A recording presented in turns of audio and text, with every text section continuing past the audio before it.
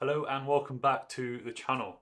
Now it's been a long time, I think since October last year, of when I last made some YouTube content, but that's primarily because my wife and I introduced a little baby boy into our lives. So we've been very busy with that. But slowly as things kind of calm down, I'm trying to bring myself back to creating content. And so I'm here today with another day in the life of a solutions architect video. In today's video, I want to show you how my day has sort of changed, becoming a parent returning back to work. And also I want to take you through some of the tasks that I do when customer work falls throughout the year. There is a cycle that we go through and I'll take you all through that and show you how that varies throughout the year. So as you can probably imagine, my morning routine or my mornings in general have changed quite a bit. I generally try and wake up before my son if I can and if the night hasn't been too bad, which generally is actually okay recently. And I try and get as much stuff done in the morning before he wakes up. So typically I maybe will do some chores, I'll go get a workout in, or I would just, like this morning, have just a slow morning, drink some coffee, watch some TV and just relax before the day starts. I try and get as many things done in the morning so that it frees up a lot of time later on in the day when my wife and my son are awake and we can spend more time together. I typically also just spend a few minutes at night just clearing up and making sure the place is tidy so that things in the morning are a bit calmer as well. Now in terms of exercising, I generally try and do this in the morning as well, and I aim for 3 weight sessions a week, and I do a push, pull and leg split, which is what I find works best for my schedule and what my goals are. Now if I can't wake up early enough in the morning, then it will have to be a lunchtime or late afternoon workout, which also works for me as well, but it's less ideal. So once my son has had his first feed or his breakfast, he's generally then awake for a little time before he has his first nap. And in this time, we try and spend some time playing with him, listening to music, reading him books, or just let him watch us do chores and do things around the house. And once that's done and he goes down for his nap, that coincides with the time that I log on for work as well. If you haven't seen my previous video about what a solutions architect does, I'll put a link up at the top and go ahead and watch that just to give you a bit of more in-depth idea of what a solutions architect actually does. But broadly speaking, my role is split into 2 categories. The first is sort of the customer engagements, and then you've got the everything else kind of category. Now the customer engagements is everything that helps a customer succeed on the cloud. And so these are things like your architectural review, strategy and planning, tooling enablement, general training, troubleshooting. So anything that helps them move forwards on their AWS cloud journey. The everything else bucket is mainly focused around something we call scaling or one-to-many engagements. So what can I do that can help a multiple number of people at the same time? So this can be things like writing blog posts, creating video content, creating content for the AWS summits that happen around the world. It can be doing enablement, which is basically knowledge transfer internally and teaching other people the things that you know. There's a whole host of things which can fall into this other category. And it's just as important as the customer work because there's only a limited amount of solutions architect, but there are many more customers. So the more that we can scale our knowledge, the better it is and the less, one-to-one engagements that we need to have. Now, in terms of what my typical day looks like, it really does depend where in the year we are. And because I am in a customer-facing role, my volume of work generally follows the pace of the customer. And what I mean by that is this. So if you're familiar with the retail industry, you'll know that November and December, so the end year or Q4, is the most important part of the year for them because they generate the most revenue at this time. And so what they do is they implement a change freeze, or basically they say no IT changes are going to happen unless explicitly necessary, because introducing IT changes can introduce business risk. And at a time where you want customers to come and shop, you don't want to be introducing any business risk which could prevent them from spending money on your website. So generally, November and December, there isn't much that those customers are doing in terms of changes. Yes, there might still be planning activities and things, but generally they're looking for that. The customers are focused on making sure that they are operational and that they can handle the demands of that, that busy shopping period. Couple this with the fact that people are going on holidays over the Christmas and winter period, it generally becomes quite a slow time for us as solutions architect. Similarly, in the summertime as well, when people are going on school holidays because kids are off from school, etc., generally customer work does slow down as well. And so we have these peaks and troughs in busyness for customer work. And I wanted to take you through, what this looks like if we imagined it on a chart. So if we were to draw this out on a chart, it would look something a little bit like this. So on the vertical axis, I have the amount of busyness. And then on the horizontal axis, it is the time of year. I'm going to split that into 4 quarters, Q1, Q2, Q3, and Q4. And generally, the typical type of curve that I see is we've got a sharp incline over sort of Q1 as people are returning back from holidays and projects are picking up again, and they may have new budgets and new people starting, etc. And we've got this big peak going over into Q2, and then as we come into the summertime period and people start going on holidays, things start ramping down back again in terms of sort of between Q3 and Q3. And then of course we've got people coming back from the summer, projects starting back up again.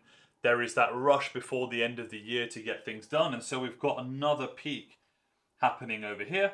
And then, like I mentioned, towards the end of the year when people are going on leave, and then there's less change willing to happen within the business due to things like business risk, or even budgets are limited and they're waiting for a new budget to come in, then we see the graph kind of coming down and tailing off into the end of the year.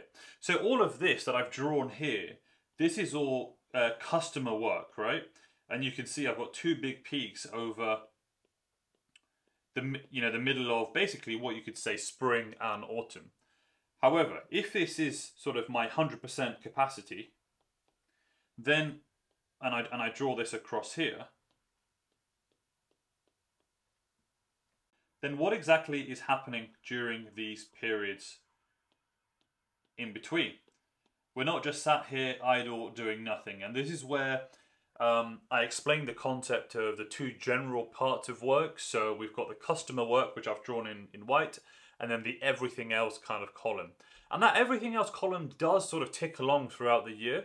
But where I find that there's most capacity to do that is in between the sort of where the peaks are from the customer work. And so if we look at where we are right now, we're pretty much, it's July now, so we just moved into Q3. And so effectively we're kind of right here on the graph. And so the type of work that I'm doing has changed. It's shifted away. The customer work has naturally slowed down as we've entered into that cycle again. And I'm focusing on that everything else kind of bucket. So right now I do have a few small customer engagements that I'm kind of ticking along with, and I'm helping them through some of their challenges. But the majority of my time at this point is taken up by sort of internal engagement models that I'm developing for my team, field enablement, which is sort of training other solutions architects within the organization, training for myself, and also just planning for the second half of the year. So how do I plan to meet my goals and my KPIs going forwards? And I always think that if you fail to plan, then you are planning to fail. And I use that methodology twice in the year, in a larger sense. One time in the summer and one time at the end of the year as well. So I kind of think, what am I doing for the second half of the year right now? And then when it comes to the end of the year, I'll start planning for 2025 and the first half of 2025 as well. And what are the types of engagements that I need to be doing to meet my internal goals and KPIs. So that's kind of roughly what my days are consisting of at the minute. Something else I'm really passionate about, and actually taking some of this time to upskill myself and learn more about, so that when the customer engagements start coming back in again, I'm in a better place, is executive communication and executive engagement. So this is all about how you as a technical advisor, a thought leader, an influencer, and a trusted advisor act and communicate when you are in front of a leadership team for the customer. So this is how you communicate, the type of messaging that you use, the type of information that they're interested in, how to conduct the meeting, all those types of things. I think it's a really crucial skill for anybody who's customer facing to have. And so I'm doing some internal training, my own reading, etc., on just getting better in this space. So returning back to work as a new parent has been a bit of a challenge, but to be honest, it's gone smoother and better than I'd expected.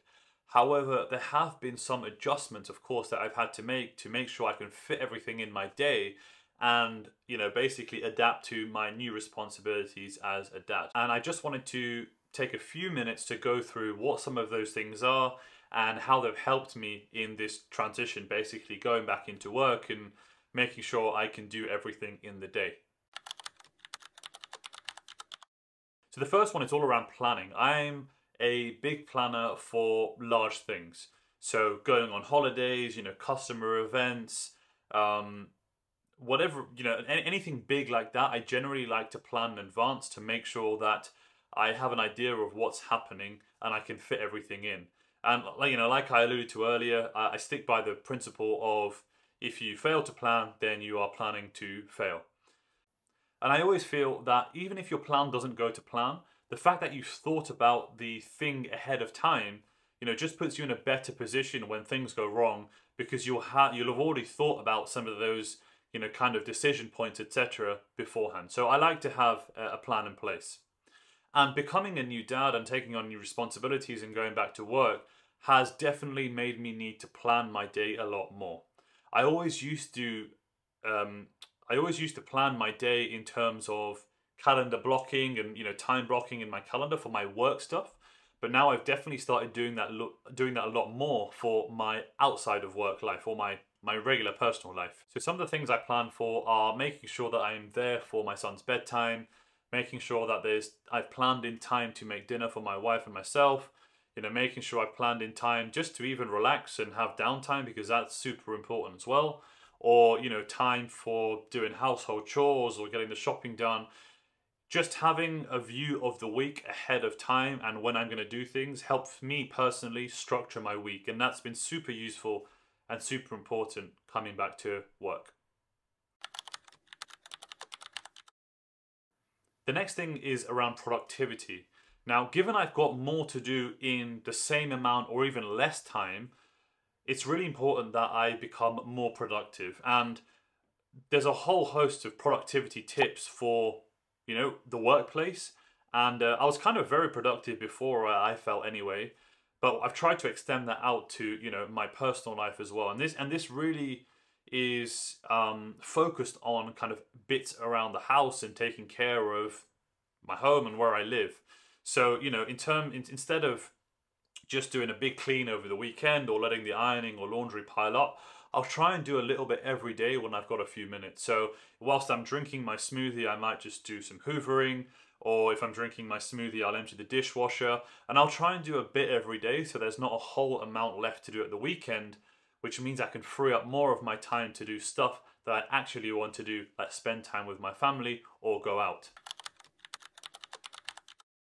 Now, next up is putting more emphasis on the balance between work and life. When you're at a big company, it's really easy for you to devote all your time to the company because there's an endless stream of customers coming in who will always need help, and that will never stop.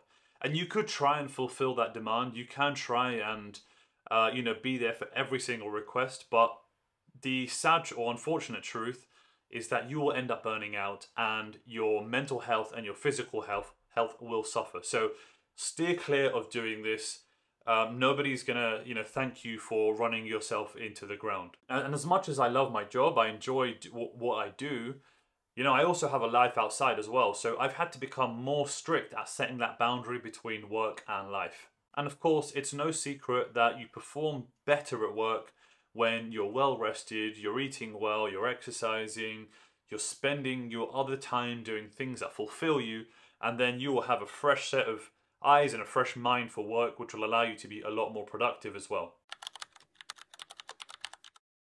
And the final thing that I've had to do is prioritize a lot more. You may feel you have the perfect work-life balance, or you are doing loads of planning, or you're just a lot more productive, but all of those things will be short-lived if you cannot prioritize what your day looks like.